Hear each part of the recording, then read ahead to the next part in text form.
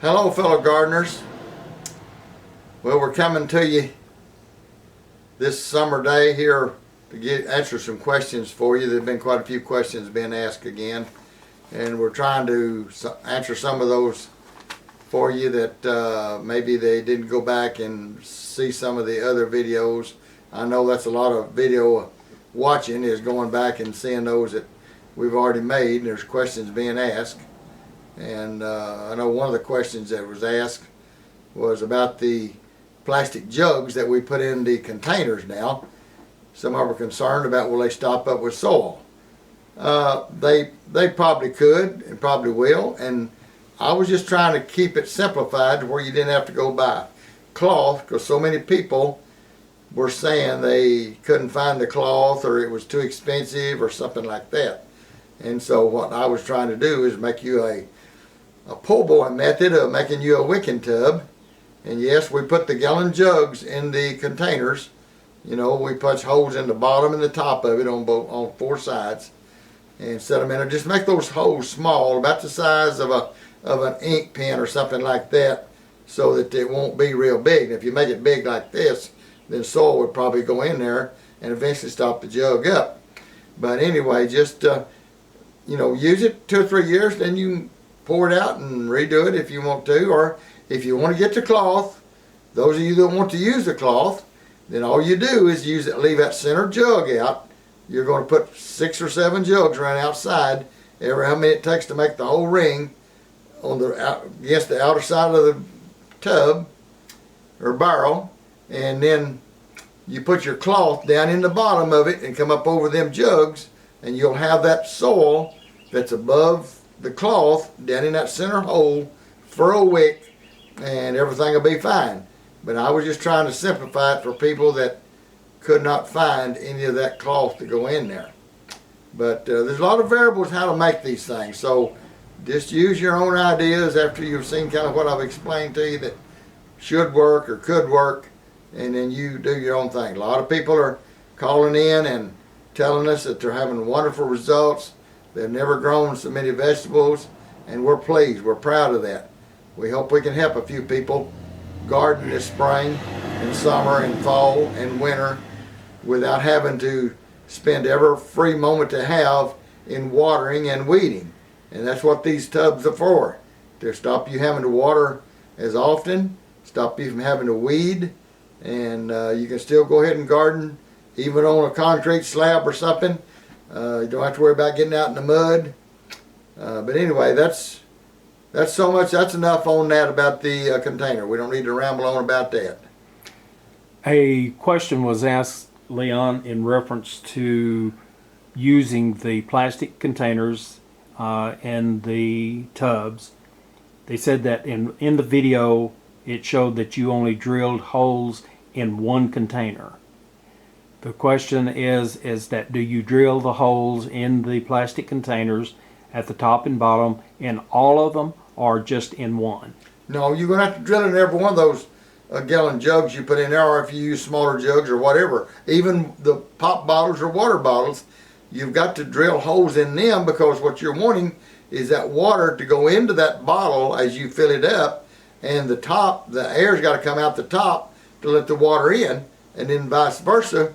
When your plant is sucking this water out the bottom, and it's the level of the water's going down in whatever containers you're using inside of that barrel, you want the air to be able to suck back in.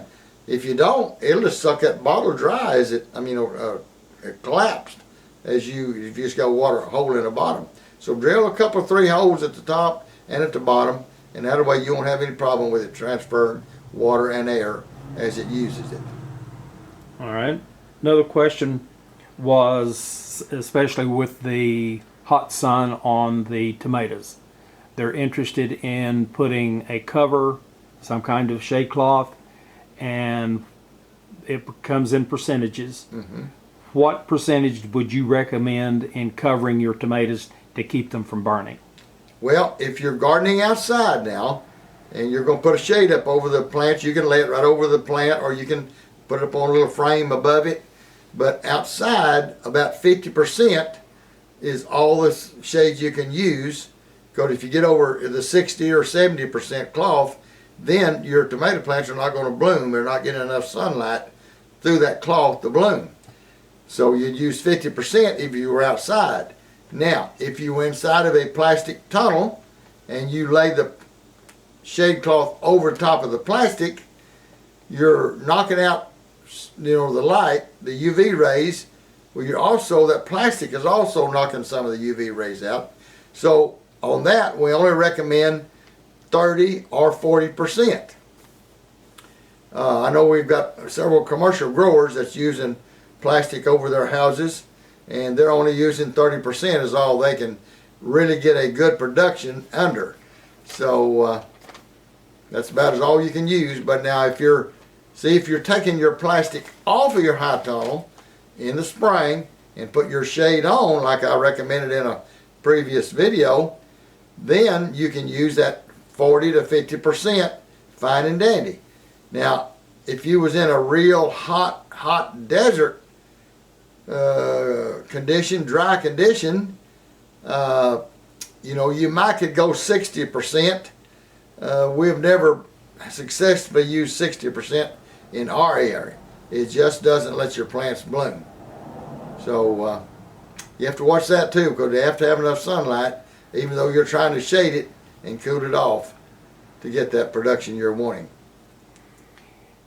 In fertilizing your plant in the tub, can you use time-release fertilizer? Well, it wasn't made for that, and I've never used it that way, and my thinking is that's not a good idea, because this time release, there's a brand of it called Osmo Coach, and there's some others that different companies are putting out. But what that is, that's a small amount of fertilizer encapsulated in a little bead, look like a little BB or a little yellow BB there or something. And what happens when you put it in your soil or on top of your soil, and as you water your plant from the top, it'll draw moisture to that coating and dissolve that coating a little. It's got different thicknesses on it of different size pellets in there, so some of them's going to release today, some of them tomorrow, some of them next day, some of them next month. But when you take that coated fertilizer, that slow release fertilizer, and you pour it down that little tube like some of you want to do, now all of a sudden you're putting that fertilizer down in water, which it can touch water 100% of the time, day or night, 24 hours a day, 7 days a week. And what you're going to happen, you're going to have that fertilizer to all release at one time and not do its job like it was supposed to in the soil. So I would not recommend it. We recommend you using that liquid or the granular, that with the water soluble that would dissolve. And that way you know how much fertilizer you're putting in there. But it's a little dangerous with that time release to put it all down in there and just let it boom, let it come all out in one time in 2 weeks or 3 weeks, whatever. Because it's gonna speed that dissolving of that capsule up by putting it in water where it stands in water. So I don't think that's a good idea. You mentioned in one of your videos, especially talking about your greenhouses, if folks wanted to buy a greenhouse from you, you would talk about delivery. Are you interested, or will you deliver to, say, like New Jersey, New York, Ontario? We've had people that are interested in acquiring some of your greenhouses. Well, folks, I'm just one person. I can't be everywhere at one time. And so we're busy doing, different things all around here. We're building greenhouses here in Oklahoma every day for the people that's growing food. And since we voted in marijuana, now the marijuana growers are buying these houses also to grow food. So we're busy. But we did put out a video that we talked about.